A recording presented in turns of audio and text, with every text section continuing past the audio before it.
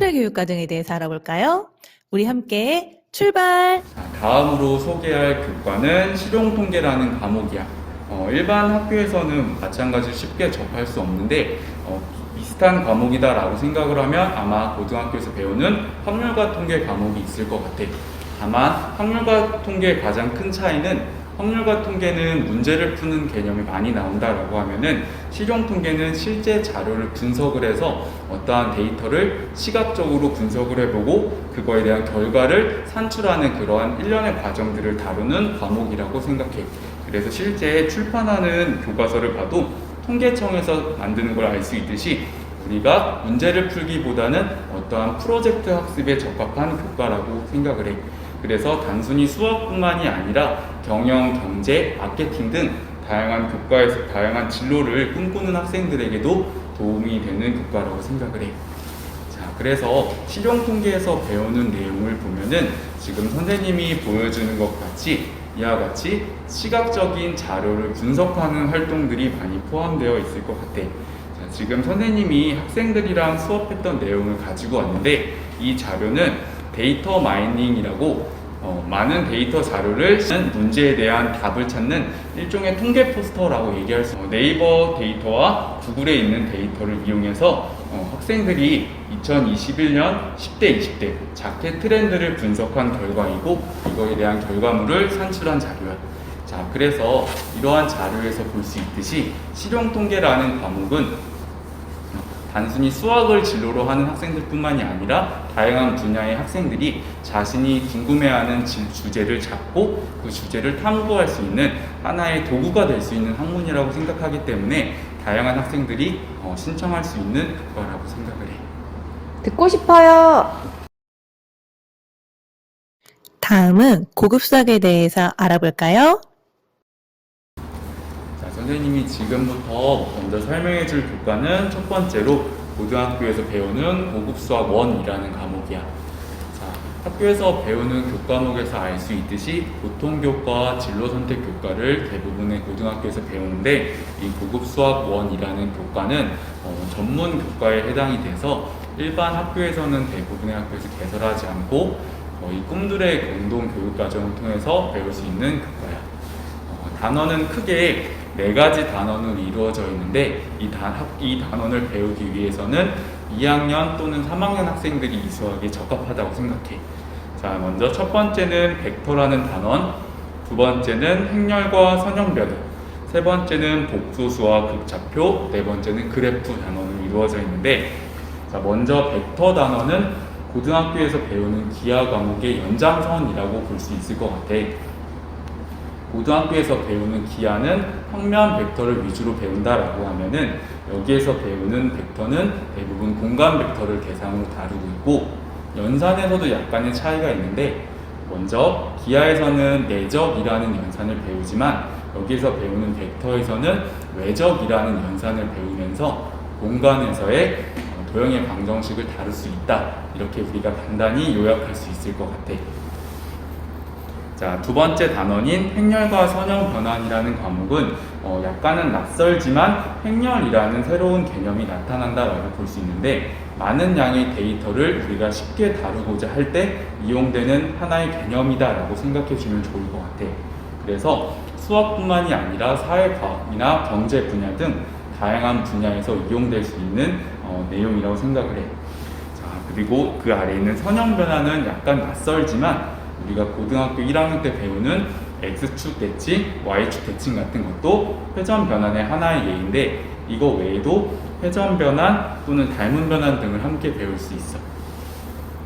자, 세 번째는 복소수와 극좌표라는 것인데 우리가 고등학교 1학년 때 복소수를 배우면서 좌표 평면에 표현할 수 없다라고 배웠는데 그것을 우리가 한번 표현해 볼까라는 개념으로 시작을 해서 복소수를 좌표 평면 위에 표현하는 복소평면과 그리고 좌표의 새로운 체계인 극좌표라는 개념을 다루는 내용이야.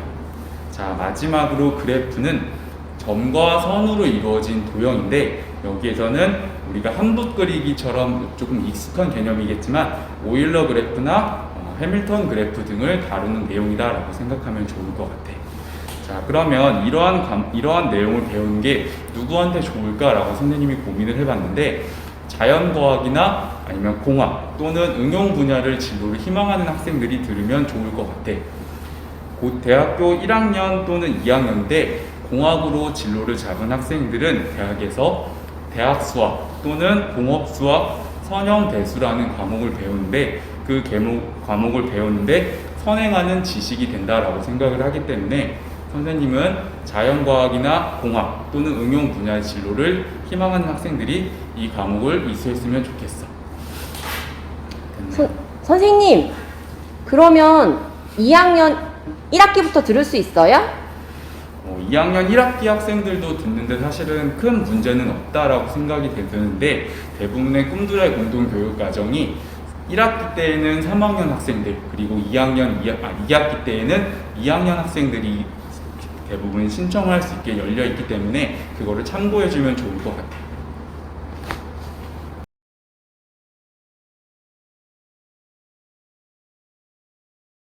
마지막으로 심화수학에 대해서 한번 알아보겠습니다. 다음은 심화수학 1이야. 심화수학 1의 내용은 수학 1, 수학 2, 미적분의 주요 내용을 압축하고 심화한 것으로 방정식과 부등식, 지수함수와 로감수, 삼각함수, 수열의 극한, 미분의 5개의 핵심 영역으로 구성되어 있지. 방정식과 부등식 영역에서는 방정식과 부등식을 배우게 되는데, 방정식과 부등식은 자연현상이나 사회현상을 표현하는 가장 유용한 도구야.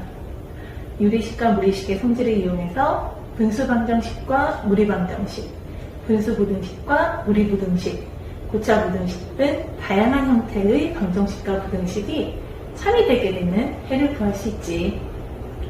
수학 1에서 배운 지수함수와 로그함수, 삼각함수의 영역과 심화 과정이 있고, 미적분에서 배운 수열의 극한, 미분 영역에서는 함수의 극한, 그리고 연속, 미분계수와 도함수, 여러가지 미분법, 도함수의 활용에 대한 심화 과정을 배우게 될 거야. 심화수학 1 재밌어 보이지 않니? 그럼 적분은 어디서 배울까? 바로 심화수학 2에서 배우게 될 거야.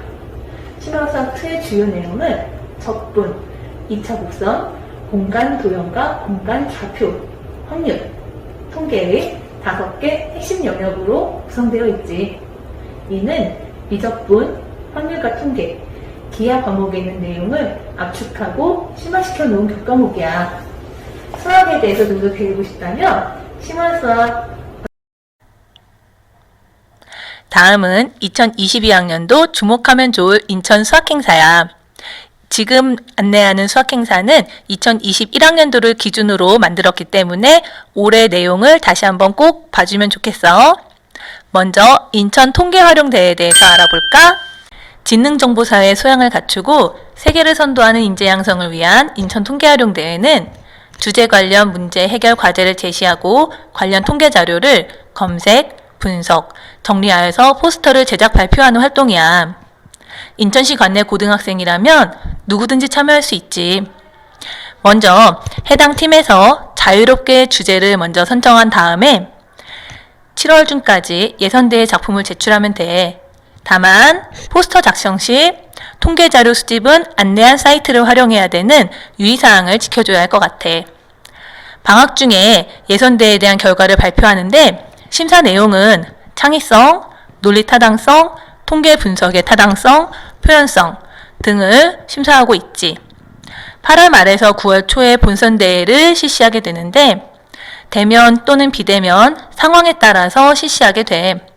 주제는 당일에 제시를 하게 되는데 본선대회의 특징은 예선과는 다르게 발표까지 하게 되지. 포스터 심사는 예선과 동일한 점수로 부여하지만 발표 점수가 있어서 문제 해결에 대한 합리성, 통계 분석에 대한 이해도, 발표의 태도 등을 이용해서 심사를 하게 될 거야. 그럼 통계활용대에 출품한 작품 한번 봐볼래?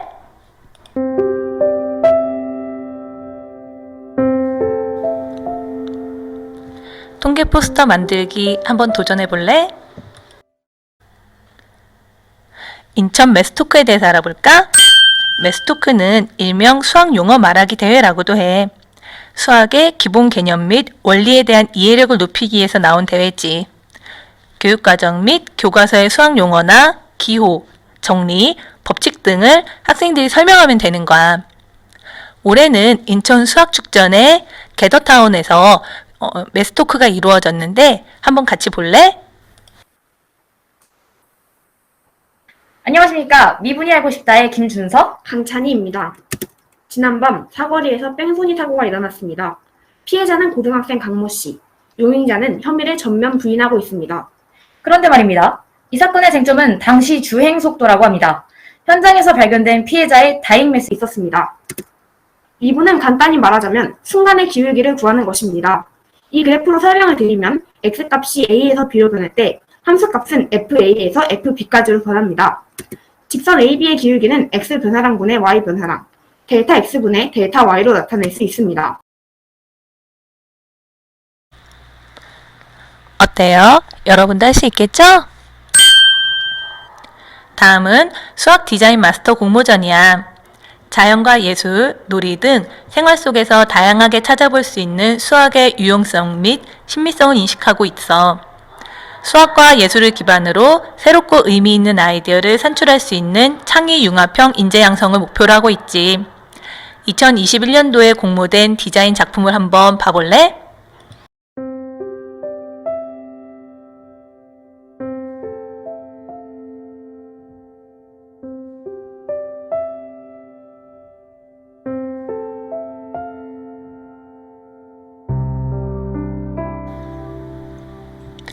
(2022학년도에도) 여러분의 아주 멋진 수학 디자인 작품을 기다리겠습니다. 다음은 수학 주제탐구 발표대회에 대해서 알아보도록 하죠. 수학 주제탐구 발표대회야. 수학 주제탐구 발표대회는 탐구 과제를 수행하고 결과를 도출하는 과정을 통해서 수학 동아리 활동을 활성화시키려고 하고 있지. 그래서 인천시의 관내 동일학교에 재학하는 수학 동아리 학생 10명 이내가 참여가 가능해. 주제탐구 발표대회에 참여하려면 먼저 계획서를 제출한 후 본선 진출 대상자가 발표되고 그 뒤에 주제탐구 결과보고서를 제출한 후 발표를 하고 최종 결과가 나오게 되지. 먼저 계획서 제출 단계에서는 탐구 체험 수학학생 동아리 활동과 연계해서 팀별로 선정하게 돼. 결과적으로는 인천 수학축전에 연계해서 체험 동영상을 탑재해야 되기 때문에 그 부분까지 생각해가지고 계획서를 작성했으면 좋겠어. 계획서 이후에 본선 진출 대상자가 발표가 되면 조심해야 될 부분이 2가지가 있지. 연구 주제와 관련한 조사, 연구 및 발표 준비를 팀 스스로 해야 돼. 여기에서 지도교사 이외의 다른 사람의 도움은 불가하다는 거 꼭 알아줬으면 좋겠고, 결과보고서에서 유사대회나 언론매체 등에 제출된 보고서나 입상작, 모방작을 제출할 수 없고 출처를 밝히지 않은 자료는 표절로 간주되니까 꼭 출처를 밝힐 수 있어야지 될 것 같아. 주제탐구 결과 보고서를 제출하고 나면 인천 수학축전에 연계된 체험 동영상, 체험 활동까지 해서 보고서 점수 40점, 발표 점수 40점, 체험활동 점수 20점을 통해 수학축전 운영 후 최종 결과가 발표가 되지. 수학 주제탐구 발표대회는 여러 가지 주변에 있는 다양한 상황을 수학적으로 분석하고 탐구할 수 있는 가장 좋은 방법인 것 같아. 수학 주제탐구 발표대회에 함께하지 않을래? 다음은 인천 수학축전에 대해 살펴보자. 인천 수학축전은 2015년에 시작하여 2021년 제7회를 개최하게 되었어. 매년 업그레이드되고 신선한 프로그램을 기획하고 있는데 특히 수학 축전 포스터의 디자인은 수학 디자인 마스터 공모전을 통해 학생들이 직접 만들고 있지. 2020년과 2021년은 감염병 상황으로 인해 온라인으로 개최하게 되었고 특히 7회는 요즘 뜨고 있는 메타버스 플랫폼을 이용해 개최하게 되었어. 어떤 식으로 이루어져 있는지 한번 볼까요?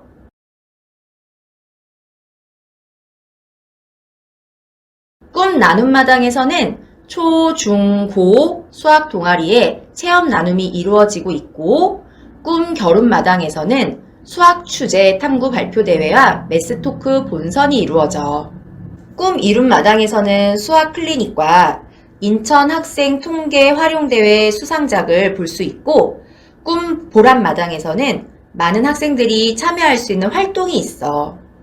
각 학교에도 안내가 되었지만 올해는 온라인에서 진행하는 만큼 긴 기간 동안 시간에 구애받지 않고 체험활동을 할 수 있었지. 체험활동을 운영하고 싶은 학생들은 학기 초 학교마다 구성되어 있는 수학 동아리에 가입해서 활동하면 돼. 수학 동아리에 여러분을 초대합니다. 재미있고 유익한 수학 체험을 수학 축전에서 함께 나누어 보아요. 다음은 수학 클리닉에 대해서 알아볼까? 수학 클리닉은 수학에 대한 자신감, 유용성, 불안감, 학습 태도에 대해 상담과 코칭으로 학생들의 변화를 긍정적으로 유도하려는 활동이야. 에스크메스 진단검사지, MBTI 검사 결과, 상담 신청서, 학생 성적표를 이용하여 개별화된 학습 전략에 대해 상담을 하고 있지. 2021학년도에 상담을 받은 학생들 중 무려 95%나 자신감을 얻었다고 하였어. 100%의 학생들이 자신의 학습 방법에 대해 다시 생각하게 되었다고 하였지.